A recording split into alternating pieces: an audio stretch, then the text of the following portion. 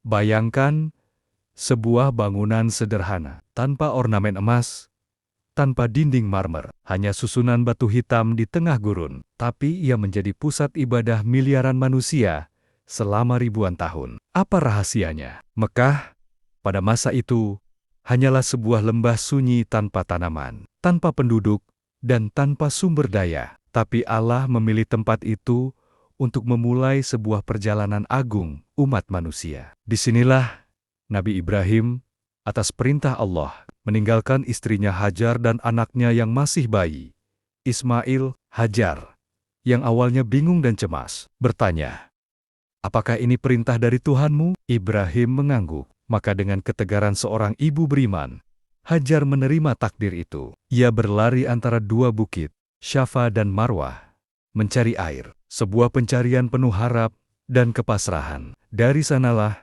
lahir ritual sa'i yang kita lakukan saat haji. Ketika kaki Ismail menghentak tanah, air memancar dari bawahnya. Air yang kita kenal sebagai Zam-Zam. Sebuah mukjizat yang menandai bahwa tempat itu akan menjadi pusat kehidupan. Kabilah Jurhum datang dan meminta izin tinggal. Dan Hajar, dengan bijaksana, mengizinkan mereka asalkan air tetap menjadi miliknya. Ismail tumbuh menjadi anak muda yang kuat dan bijak. Ia belajar berburu, menggembala, dan memahami nilai-nilai ketauhidan dari ibunya. Hingga suatu hari, Ibrahim datang, bukan hanya sebagai seorang ayah yang rindu, tapi sebagai seorang nabi yang membawa perintah besar dari Tuhannya, membangun rumah suci, Baitullah, Ka'bah. Mereka pun mulai membangun tanpa arsitek, tanpa peralatan mewah. Batu demi batu mereka susun dengan penuh penghambaan dan doa.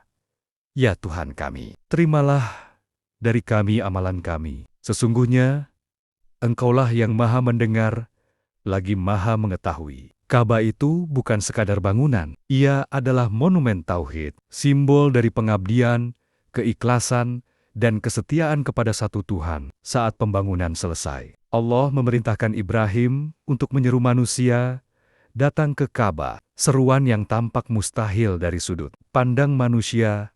Bagaimana? Mungkin ada yang mendengar, tapi inilah kekuasaan Allah. Suara Ibrahim menembus ruang dan waktu. Ia sampai ke hati manusia dari berbagai penjuru bumi, dan serulah manusia untuk mengerjakan haji. Niscaya mereka akan datang kepadamu dengan berjalan kaki dan mengendarai unta yang kurus dari segenap penjuru yang jauh. QS Al-Hajj 27. Itulah awal mula ibadah haji. Perjalanan spiritual yang tidak hanya berakar pada ritual, tapi pada sejarah, pengorbanan, dan cinta kepada Tuhan.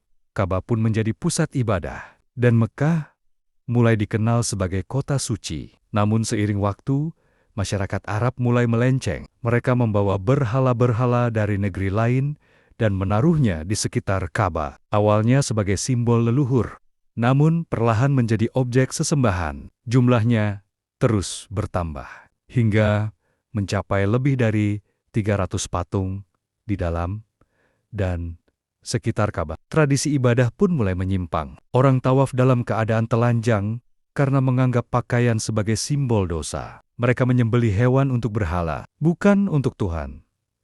Ritual haji tetap dilakukan, tapi maknanya berubah. Kota Mekah tetap menjadi pusat ziarah, namun bukan lagi karena nilai tauhidnya, melainkan karena popularitas dan keyakinan-keyakinan mistik yang menyimpang. Ka'bah tetap berdiri tegak, namun esensinya terlupakan. Namun di balik semua itu, masih ada yang menjaga warisan Ibrahim. Mereka disebut Hanif, kaum yang tetap percaya kepada satu Tuhan, menolak berhala, dan menanti datangnya cahaya baru. Mereka adalah penjaga obor tauhid dalam gelapnya malam panjang jahiliyah. Dan Ka'bah, bangunan batu yang dibangun dengan cinta dan keikhlasan, menunggu saatnya dibersihkan kembali, menunggu datangnya seorang utusan yang akan memurnikan kembali ajaran Ibrahim. Di tengah kebobrokan spiritual itu, kabilah Quraisy keturunan Ismail menjadi penjaga Ka'bah. Mereka mendapat kehormatan dan tanggung jawab besar, tapi tidak semuanya menjaga amanah itu dengan baik. Sebagian dari mereka justru menjadi pedagang pengaruh, menjadikan Ka'bah sebagai sarana ekonomi dan politik. Setiap tahun,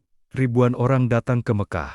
Mereka membawa dagangan, mempersembahkan hewan kurban, dan memuja berhala-berhala. Tapi makna spiritual Ka'bah semakin kabur. Yang tersisa hanyalah ritual tanpa ruh. Namun sejarah tak akan berhenti. Allah sudah menyiapkan seorang utusan, keturunan langsung dari Ibrahim dan Ismail, yang kelak akan mengembalikan Ka'bah ke fungsinya semula. Ia akan membersihkannya dari patung, mengembalikan ibadah kepada satu Tuhan, dan menjadikan Mekah cahaya bagi seluruh dunia. Sebelum kelahiran Nabi Muhammad, suasana Mekah berada di titik jenuh sejarah.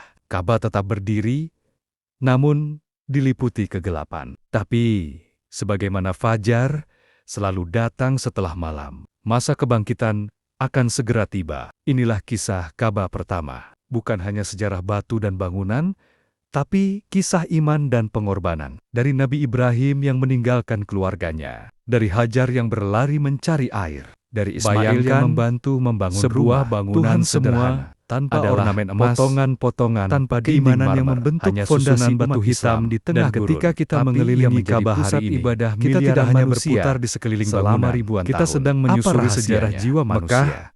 Pada masa itu, titik awal hanyalah sebuah lembah sunyi tanpa tanaman, bahwa hanya kepada Allah kita menyembah, dan tanpa hanya daya, tapi Allah memilih tempat itu